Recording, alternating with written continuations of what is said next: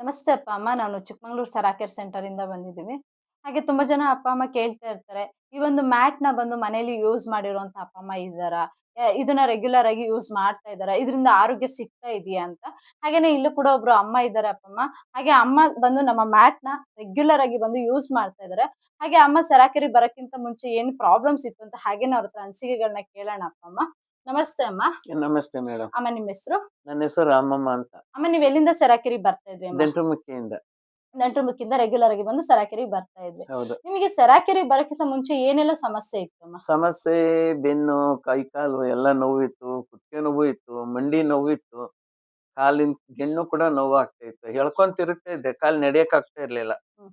ಇಳಿದ್ರೆ auto ಬೇಕು, ಇಲ್ದಿದ್ರೆ bike ಬೇಕು. ಎರಡ್ ಬಿಟ್ರೆ ನಡಿಯಕ್ ಆಗ್ತಿರ್ಲಿಲ್ಲ. ಯಾರ್ ಮನೆಗೂ ಹೋಗ್ತಾ ಇರ್ಲಿಲ್ಲ ಮುಂಚೆನೆ. ಹಾ.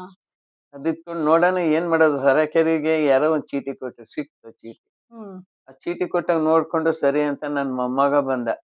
ಹ್ಮ್. ನೋಡೋ ಎಲ್ಲ ಹನುಮಂತಪ್ಪ ಸರ್ಕಲ್ ಅಲ್ಲಿ ಸರಕೆರಿದು ಇದಿದೆ ಕಣೋ, ಹೋಗೋಣ ಕಣೋ ತೋರ್ಸು ಅಂದೆ. ಹ್ಮ್. ಆಯ್ತು ನಡಿಯಜ್ಜಿ ಅಂತಂದ. ಕರ್ಕೊಂಬಂದು ಅಲ್ಲಿ ಬಿಟ್ಟು ಅವಾಗ್ನಿಂದ ನಾನ್ ಯಾವಾಗ್ಲೂ ನನಗೆ ಮೆಟ್ಲು ಹತ್ತಕ್ ಆಗ್ತಾ ಇರ್ಲಿಲ್ಲ.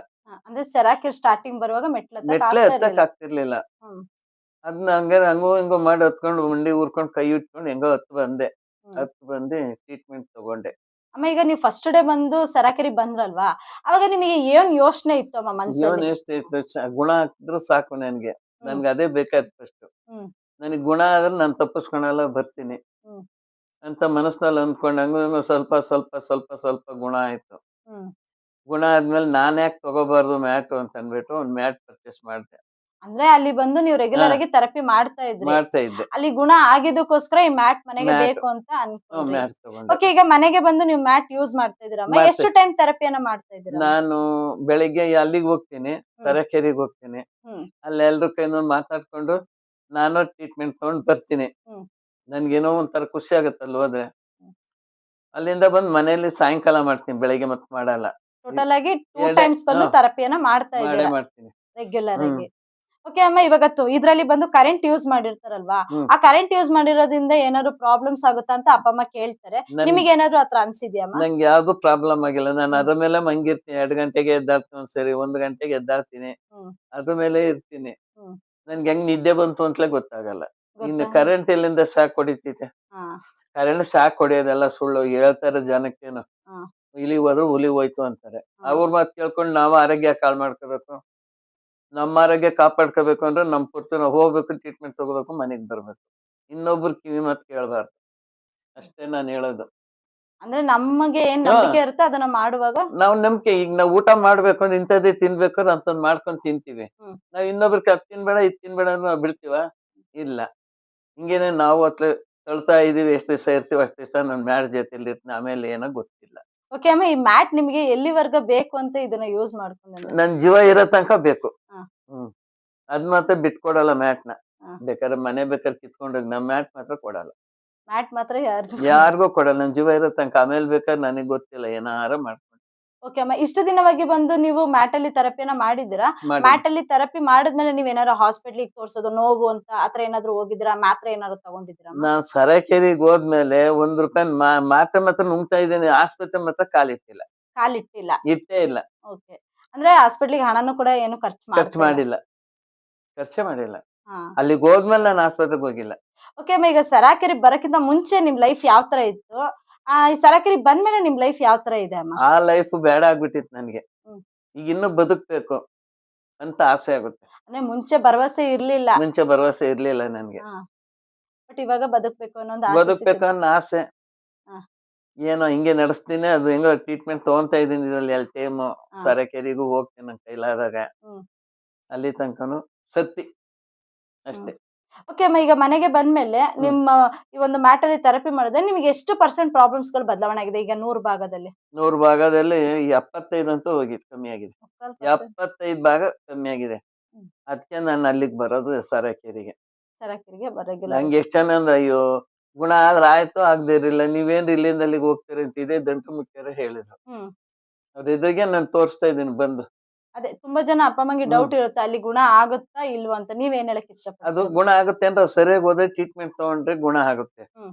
1 ವಾರ ಹೋದ್ರೆ 1 ವಾರ ಹೋಗಲ್ಲ. ಈಗ ಅಲ್ಲಿ ಹ್ಮ್. ಬರ್ತಾ ಇದಾರಲ್ಲ, ಈಗ ಬರ್ತಾನೆ ಇಲ್ಲ ಜನ. ಹ್ಮ್. ಹಂಗೆ ಒಂದ್ ದಿವ್ಸ ಹೋಗಿ 9 ದಿವ್ಸ ಹೋಗದೆ ನಾನು ಮುಂಚೆ ಹಂಗೆ ಮಾಡ್ತಿದ್ದೆ ಅಲ್ಲಿ ಫಸ್ಟ್ ಹೋಗ್ಬೇಕಾರೆ. ಹ್ಮ್ ಈಗ ಅಲ್ಲಿದ್ ಇವಾಗ ಇಲ್ಲಿದ್ ಗೊತ್ತಾಯ್ತದೆ, ಅಯ್ಯೋ ನಾ ಮುಂಚೆನೆ ಮಾಡ್ಕೊಂಡಿದ್ರೆ ನನ್ ಕಾಲು ಕೈ ಗುಣ ಆಗೋದೇನೋ, ಹ್ಮ್ ಬಿಟ್ ಕೆಟ್ನಲ್ಲ ಅಂತ ನನ್ಗೆ ಈಗ ಅನ್ನಿಸ್ತೈತೆ. ನಾವ್ ಅಂದಂಗೆ ನಾವ್ ಮಾಡ್ದಂಗೆ ನೀವ್ ಮಾಡಕ್ ಹೋಗ್ಬೇಡಿ. ಹ್ಮ್ ಚಂದಾಗ್ ಹೋಗಿ ಬನ್ನಿ ಟ್ರೀಟ್ಮೆಂಟ್ ತಗೊಳ್ಳಿ, ಎಲ್ಲ ಖುಷಿ ಖುಷಿಯಾಗಿರ್ತಾರೆ. ಮಕ್ಳು ತುಂಬಾ ಚೆನ್ನಾಗ್ ನೋಡ್ಕೊಂತಾರೆ ಅಲ್ಲಿ. ನಮ್ಮನೆ ಮಕ್ಳು ನೋಡ್ತಾವಲ್ಲೋ, ಬೇರೆಯವ್ರ ಮಕ್ಳಾರ ನಮ್ಮನ್ನ ಅಷ್ಟ್ ಚೆನ್ನಾಗ್ ನೋಡ್ಕೊಂತಾರ ಅಪ್ಪ ಅಮ್ಮ ಅನ್ಕೊಂಡು. ಚಂದಾಗ್ ಬನ್ನಿ, ಚಂದಾಗ್ ನೀವು ನಮ್ಮಗ್ ಹಿಂಗ್ ಗುಣ ಆಗ್ರಿ ಹೋಗ್ರಿ. ನನ್ಗೇನ ಅಲ್ಲಿ ಬಂದ್ಮೇಲೆ ಗುಣ ಆಯ್ತು, ಯಾವ ಕರೆಂಟು ಹೊಡಿಲಿಲ್ಲ, ಹ್ಮ್ ಯಾವ ಫೀಸು ಕಿತ್ಕೊಂಡ್ ಹೋಗ್ಲಿಲ್ಲ. ನೋಡಿ ಹ್ಮ್ ಅದ್ರಲ್ಲಿ ಇನ್ನೂ ರಾತ್ರಿನೇ ಮಲ್ಕೊಂತೀನಿ, 12 ಹ್ಮ್ ಗಂಟೆ 1 ಗಂಟೆಗೆ ಎದ್ದೇಳ್ತೀನಿ ಮಲ್ಗಿದ್ದೆ. ಆರಾಮಾಗಿ ಇದ್ದೀರಾ. ಆರಾಮಾಗಿದ್ದೀನಿ. ಓಕೆ ಅಮ್ಮ. ಈಗ ಈ ತುಂಬಾ ಜನ ಅಪ್ಪ ಅಮ್ಮ ಈ ಒಂದು ವಿಡಿಯೋನ ನೋಡ್ತಾ ಇರ್ತಾರೆ. ಹ್ಮ್. ಯಾಕೆಂದ್ರೆ ಅವರು ಕೂಡ ಪ್ರಾಬ್ಲಮ್ಸ್ ಅಂತ ಹೇಳಿ ಸರಾಕೆರಿಗೆ ಬಂದಿರ್ತಾರೆ. ಅಂತ ಅಪ್ಪ ಅಮ್ಮನಿಗೆಲ್ಲ ಏನ್ ಹೇಳಕ್ ನಾನ್ ಇಷ್ಟಪಡ್ತೀರಮ್ಮ? ಇಷ್ಟೇ ಹೇಳೋದು, ಬನ್ನಿ ದಿನ ಟ್ರೀಟ್ಮೆಂಟ್ ತಗೊಳ್ಳಿ. ನೀವು ನನ್ನಂಗೆ ಮ್ಯಾಟ್ ತಗೊಂಡೋಗಿ. ಮ್ಯಾಟ್‌ನಲ್ಲಿ ನೀವು ಮಲ್ಕೊಂಡ್ ನೋಡಿ ಕರೆಂಟ್ ಹೊಡಿತೈತೆ, ಏನ್ ಹೊಡಿತೈತೆ ಅಂತ. ಅದ್ನೂ ತೋರಿಸ್ತಾರಲ್ಲ ಅವರಲ್ಲಿ. ನೀರ್ ಪರೀಕ್ಷೆ ಮಾಡ್ತಾರೆ, ಕರೆಂಟಿನ್ ಪರೀಕ್ಷೆ ಮಾಡ್ತಾರೆ. ಇನ್ನು ಅದ್ಕಿಂತ ಇನ್ನೇನ್ ಮಾಡ್ಬೇಕು, ಇದ್ಕಿಂತ ಯಾರು ಹೇಳ್ಕೊಡಲ್ಲ. ಡಾಕ್ಟರ್‌ಗಳು ಹೋಗ್ತಾರೆ, ಚುಚ್ತಾರೆ, ದುಡ್ಡು ಇಸ್ಕೊಂತಾರೆ. ನಡೀರಿ, ನನ್ಗೆ ಆಪರೇಷನ್ ಮಾಡ್ಬೇಕು ಅಂದ್ರು ಇದ್ರಲ್ಲಿ ಹಾಸನದಲ್ಲಿ ಹೋದಾಗ, ಯಾವ್ದೋ ಎಂತದೋ ತಡಿ ಆಸ್ಪತ್ರೆ, ವಾಯುಪುತ್ರ ಆಸ್ಪತ್ರೆಲಿ. ಹ್ಮ್ ಆಮೇಲೆ ಇನ್ನೊಂದ್ ಪುಷ್ಪ ಆಸ್ಪತ್ರೆಗೆ ಹೋದೆ, ಅವರು ಇದ್ ಮಾತ್ರ ನುಂಗ್ರಿ ಹ್ಮ್ ಅಂತಂದ್ರು. 4 ಇಂಜೆಕ್ಷನ್ ಬರ್ಕೊಟ್ರು, ತಗೊಂಡೆ. ಅದಕ್ಕೂ ಏನ್ ಜುಮ್ ಅನ್ಲಿಲ್ಲ. ಆಮೇಲೆ ನಮ್ ಹುಡ್ಗ ಹೇಳ್ದ, ನಮ್ ಮಗ, ವಾಯುಪುತ್ರ ಆಸ್ಪತ್ರೆಗೆ ಹೋಗಕ್ಕ ನೀನು, ಅಲ್ಲಿ ಚೆನ್ನಾಗ್ ಗುಣ ಆಗುತ್ತೆ. ನನ್ ಹೆಂಡ್ತಿಗ್ ಗುಣ ಆಯ್ತು ಸೊಂಟ ನೋವು ಅಂದ. ಅವ್ರು ಹ್ಮ್ ನೆಟ್ ನಿಂತಂಗೇನೆ ಹಿಂಗೆ ಇಂಜೆಕ್ಷನ್ ಚುಚ್ಚಿದ್ರು. ಹ ಚುಚ್ಚಿಸ್ಕೊಂಡು 4 ಇಂಜೆಕ್ಷನ್ ಬರ್ಕೊಟ್ರು, ಚಿಕ್ಕಮಂಗ್ಳೂರ್ನಲ್ಲೇ ತಗೊಂಡು ನೀವು ಅಂತ. ಹ್ಮ್ ಚುಚ್ಚಿಸ್ಕೊಂಡ್ ಬಂದು 4 ಇಂಜೆಕ್ಷನ್ ತಗೊಂಡ್ರು, ಅದು ಏನ್ ಗುಣ ಆಗ್ಲಿಲ್ಲ. ಅವ್ರು ಹ್ಮ್ ಹೇಳಿದ್ರು, ನಾನ್ ಜವಾಬ್ದಾರಿ, ಹಾ ನೀನ್ ಆಪರೇಷನ್ ಮಾಡಿಸ್ಕೊಳಮ್ಮ, ನಾನ್ ಜವಾಬ್ದಾರಿ ಏನಕ್ಕೂ ಅಂತೇಳಿ. ಸರಿ ಬಂದೆ. ನಮ್ ಮಗ ಇದ್ಕೊಂಡು, ಬೇಡ ಕಣಮ್ಮ ನೀನು ಇಂಜೆಕ್ಷನ್ ತಗೊಂಡ್ರು ಪರವಾಗಿಲ್ಲ, ತಗೊಂಡಿದ್ರು ಪರವಾಗಿಲ್ಲ, ಆಪರೇಷನ್ ಮಾತ್ರ ಮಾಡಿಸ್ಕೋಬೇಡ. ಈಗ ಹ್ಮ್ ಹಂಗೋ ಹಿಂಗೋ ಕುಂತ್ಕೊಂಡ್ ನಮ್ಮನೆ ಅವ್ರ ಮನೆ ಅಂತ ತಿರುಗ್ತಿ, ಆಮೇಲೆ ಅದು ಇಲ್ದಂಗೆ ಕಾಲ್ ಎಳ್ಕೊಂಡ್ ತಿರ್ಬೇಕಾಗತ್ತೆ. ನೀನ್ ಬೇಡ, ನಿನ್ಗೆ ಆಪರೇಷನ್. ಸರಿ ಅಂತ ಅಲ್ಲಿದ್ದಲ್ಲಿಗೆ 2 ತಿಂಗಳಾಗಿತ್ತು. 2 ತಿಂಗಳು ಆಗ್ಲಿಲ್ಲೇನಪ್ಪ. ಅಲ್ಲಿದ್ದಲ್ಲಿಗೆ 1 ತಿಂಗಳ 2 ತಿಂಗಳು ಆಯ್ತು ಅಷ್ಟೊತ್ತಿಗೆ ಸರಾಕೆರಿದ್ ಬಂತು. ಅಮ್ಮ. ಇವಾಗ ಸರಾಕೆರಿಗ್ ಬಂದೆ. ಸರಾಕೆರೆಗೆ ಬಂದ್ರಿ. ಹ್ಮ್. ಈಗ ಸರಾಕೆರೆಯಲ್ಲಿ ನಿಮ್ ಪ್ರಾಬ್ಲಮ್ಸ್ ರೆಡಿ ಆಯ್ತಮ್ಮ? ರೆಡಿ ಆಯ್ತಪ್ಪ.